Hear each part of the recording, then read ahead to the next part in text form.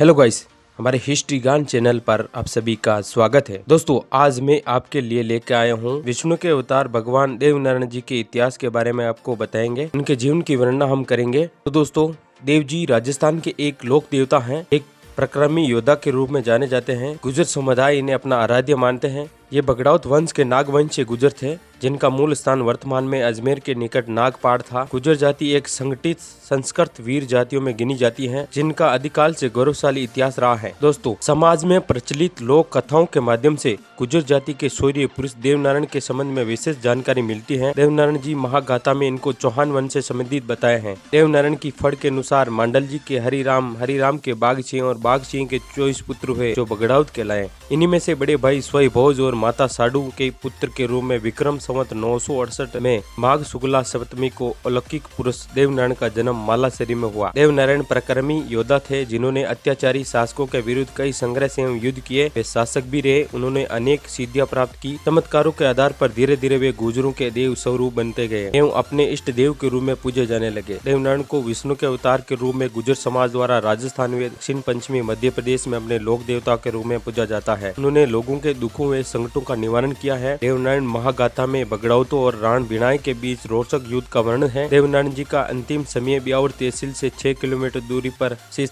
देवमाली स्थान पर गुजरा। भाद्रपद शुक्ला सप्तमी को वही उनका देवासान हुआ था। देवनारायण से पीपलदे द्वारा संतान विहीन न छोड़े जाने के आग्रह पर बेखुट जाने से पूर्व पीपलदे से एक पुत्र बिला व पुत्री बिली उत्पन्न हुई। उनका पुत्र ही देवनारायण जी का प्रथम पुजारी हुआ। कृष्ण की तरह ही देवनारायण भी गायों के रक्षक थे। उन्होंने बगड़ाउतों की 5 गायें खोजी, जिनमें सामान्य गायों से विशिष्ट लक्षण थे। देवनारायण जी प्रातःकाल उठते ही सरे माता गाय के दर्शन करते थे। ये गाय बगड़ाउतों के गुरु रूपनाथ से स्वय भोज को दी थी। देवनारायण जी के पास 98,000 पशुधन था। देवनारायण जी की गाय राण बिनाई का राणा घेर ले जाता है तो देव जी गायों की रक्षा खातिर राणा से युद्ध करते हैं और गायों को छुड़ाकर वापस लाते हैं। देवनारायण की सेना में गवाले अधिक थे। 1444 गवालों का होना बताया जाता है, जिनका काम गायों को चराना और गायों की रक्षा करना था। देवनारायण ने अपने अनुयायियों को गायों की रक्षा करने का संदेश दिया। उन्होंने जीवन में बुराई से लड़कर इच्छाओं को जन्म दिया है, आतंकवाद से संघर्ष कर सच्चाई की रक्षा की एवं शांति स्थापित की, हर असहाय की रक्षा की। राजस्थान में जगह जगह इनके अनुयायियों ने देवालय बनाए हैं,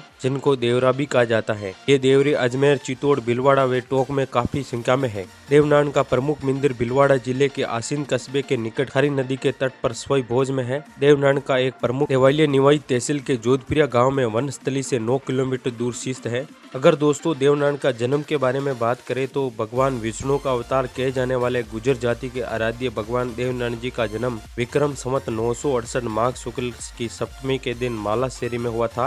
उनके पिताजी का नाम स्वय भोज एवं माँ का नाम साडू खटानी था। इस कारण इन्हें साडू माता का लाल भी कहा जाता है। बचपन में देव जी का नाम उद्देश्य था। इनका विवाह राजकुमारी पीपल दे एवं 2 अन्य रानियों नाग कन्या और दैत्य कन्या के साथ हुआ था। इनके एक बेटा बिल्ला, जो बाद में प्रथम पुजारी बने। बेटी का नाम बिल्ली था। कहा जाता है कि देव जी के जन्म के एक दिन पूर्व भादवी 6वीं तिथि को उनके प्रिय घोड़े नीलागर का जन्म हुआ। मान्यता के अनुसार माँ साडू को स्वर्प में देव जी के अवतार से पूर्व उनकी सवारी के जन्म का संकेत मिला था। देवनारायण जी का बचपन। देवनारायण जी के पिता स्वय भोज ने 2 विवाह किए थे। पहली रानी का नाम पद्मा था। मारवाड़ के सोलंकी सामंत की बेटी जयमती स्वय भोज से विवाह करना चाहती थी, मगर उसके पिता राण के राजा दुर्जनशाल के साथ उनका विवाह संपन्न करवाना चाहते थे। जब दुर्जनशाल बारात लेकर गोठा जाते हैं तो स्वय भोज वहीं पहुंच जाते हैं। यहाँ दोनों योद्धाओं के मध्य भयंकर युद्ध होता है। इस युद्ध में स्वय भोज और जयमती वीर गति को प्राप्त हो जाते हैं। साथ ही दुर्जनशाल अपने होने वाले रानी के खोने और अपमान का बदला भोज के खानदान और समाप्त करके लेना चाहते थे। उस समय भोज की दूसरी रानी साडू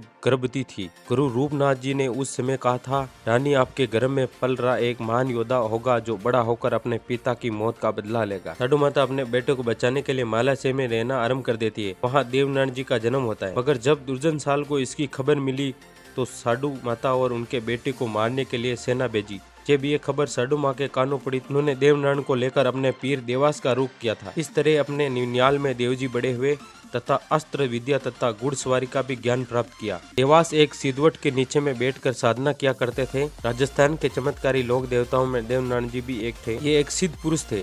जिन्होंने अपनी सिद्धियों का प्रयोग समाज कल्याण और उत्थान के कार्यों में किया है। उनके मुख्य चमत्कारों में छोछू भाट को जीवित करना, पीपल दे की कुरूपता दूर करना, सूखी नदी में पानी बह कर निकालना, सारंग सेठ को पुनर्जीवन करना आदि थे। विष्णु की साधना करने वाले भगवान देवनारायण जी में दैवीय शक्तियाँ थी।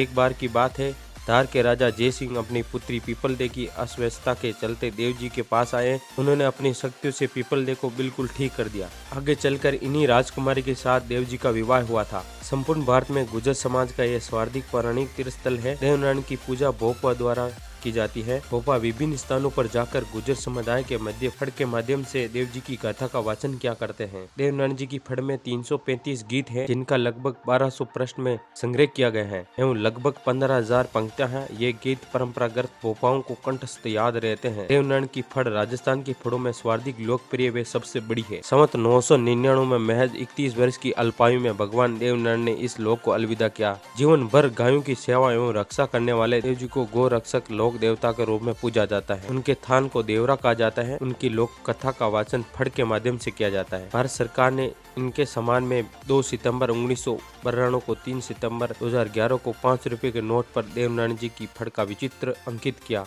आसीन धाम पर भाद्र शुक्ल सप्तमी तिथि के दिन विशाल मेला भरता है तथा राजस्थान, मध्य प्रदेश और हरियाणा से बड़ी संख्या में श्रद्धालु यहां पहुंचकर बाबा के दर्शन करते हैं। हालांकि कुछ लोग उनकी जयंती की तिथि अक्षय तृतीया के दिन भी मानते हैं। आपको देवनारायण जी का इतिहास एवं उनके जीवन का ये वीडियो काफी अच्छा लगा होगा। दोस्तों, आप हमारे कमेंट बॉक्स में जरूर बताएं कि आपको वीडियो कैसा लगा। और भी आपके लिए मैं वीडियो लेके आता रहूंगा। आप हमारे साथ बने रहें। और अगर चैनल पर आप नए हो तो चैनल को जरूर सब्सक्राइब करें और बेल आइकन को जरूर क्लिक करें। मिलते हैं अगले वीडियो में। बाय।